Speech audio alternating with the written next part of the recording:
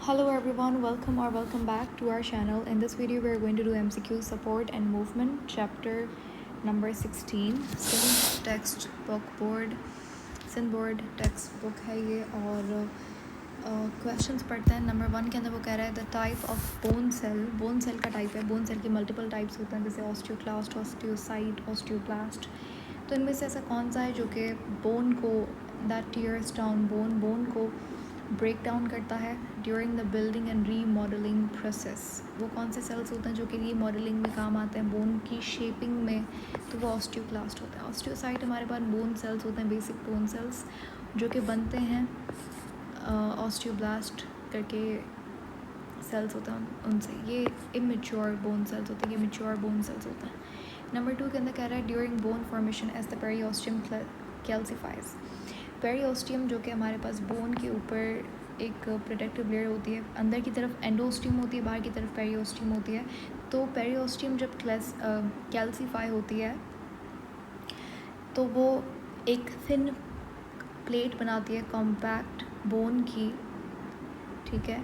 तो इस thin plate को क्या कहते हैं? अच्छा, और ये बात हो रही है बोन फॉर्मेशन के दौरान। तो बोन फॉर्मेशन के दौरान जब ये हमारे पास इस तरीके की एक थिन प्लेट बनती है ऑफ कॉम्पैक्ट बोन बेसिकली ये आपका जो एरिया होता है डायफाइसिस का, उसको कॉम्पैक्ट बोन बोलते हैं। तो इस एरिया के अंदर जो ये प्लेट होती है इसको कहा जाता है,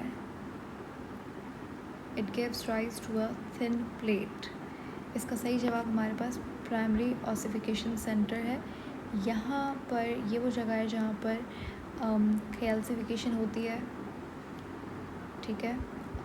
तो this gives rise to a centre called as primary ossification centre. Ossification calcification का दूसरा नाम होता है।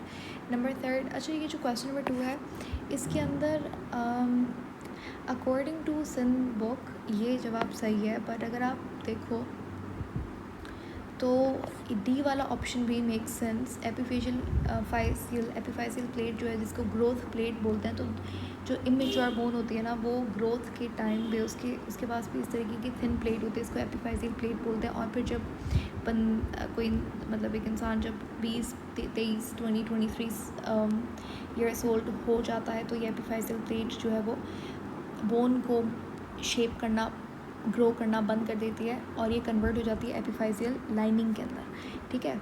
इसको ग्रोथ प्लेट भी बोलते हैं। ये एमडी कैट के अंदर पूछा जा चुका सवाल है, लेकिन आपकी बुक के अकॉर्डिंग चलें तो सी इसका सही जवाब है। ऑप्शन नंबर 3 के अंदर कह रहा है the ring like shape of the girdle. हमारे पास एक आर्म के अंदर गर्डल है और एक हमारे पास हिप्स के अंदर गर्डल है, ठीक है, पेल्विक गर्डल और पेक्टोरल गर्डल। अब वो कह रहा है कि हमारे पास जो सेक्रम और कॉक्सल यानी कि वर्टिब्रल कॉलम की जो लास्ट वाली वर्टिब्रीज होती हैं, जब ये जुड़ती हैं आपके वर्टिब्रल कॉलम की जो ये दो वर्टिब्रीज हैं ये जुड़ती हैं आपके प्यूबिक पार्ट से, तो ये एक जॉइंट बनाती है। ये जॉइंट का नाम बहुत फेमस है, आपको बहुत जगहों पे देखने को मिलेगा, प्यूबिक सिम्फाइसिस इसे बोलते हैं। आपके हिप रीजन के अंदर ये जॉइंट होता है, ठीक है। और हिप बोन जो है वो 3 बोन से मिलकर बनती है और हिप बोन का दूसरा नाम है इनॉमिनेट बोन। और कौन कौन सी 3 बोन्स होती हैं? इस्चियम, इलियम और कॉक्सिल बोन होती है या फिर एक और होती है, ठीक है।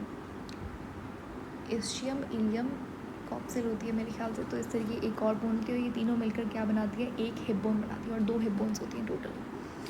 तो उन दोनों हिप बोन्स के दरमियान में जो जॉइंट होता है वो प्यूबिक सिम्फाइसिस होता है। नंबर 4 के अंदर कह रहा है cartilage is a soft flexible form of connective tissue surrounded by a layer. Cartilage के ऊपर कौन सी लेयर होती है? पेरिकॉन्ड्रियम होती है।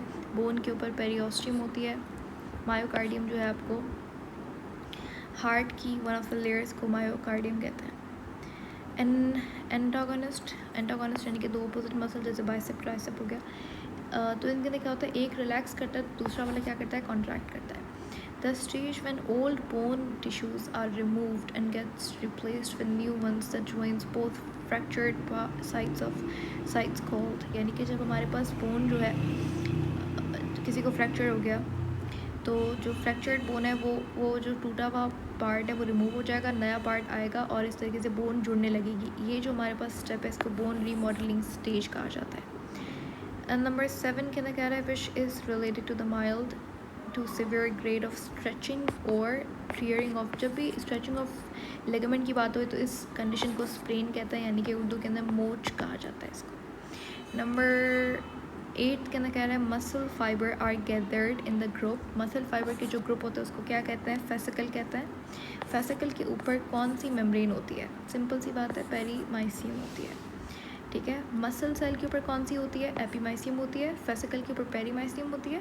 फेसिकल के अंदर मायोफिब्रिल्स होते हैं और मायोफिब्रिल्स के ऊपर एंडोमाइसियम होती है. Number 9 the heart muscles arranged in a branching network where cells are join together and making up. Heart cells के दरमियान में इस तरीके से ब्रांचेस होती हैं. ठीक है. इन ब्रांचेस को इंटरकैलेटेड डिस्क बोला जाता है. हाँ जी. और ये जो नेटवर्क बनता है पूरा स्ट्रक्चर, इस पूरे स्ट्रक्चर को सिंसीशियम बोला जाता है. Number 10 the last question these joints hold the bone by dense connective tissue. ये जॉइंट कह रहा है कौन सा जॉइंट है जिसके अंदर डेंस कनेक्टिव टिश्यू होते हैं, कंटेन कोलेजन, इसके अंदर कोलेजन फाइबर्स भी होते हैं. तो यहाँ पर सही जवाब है फाइब्रस जॉइंट्स. ठीक है.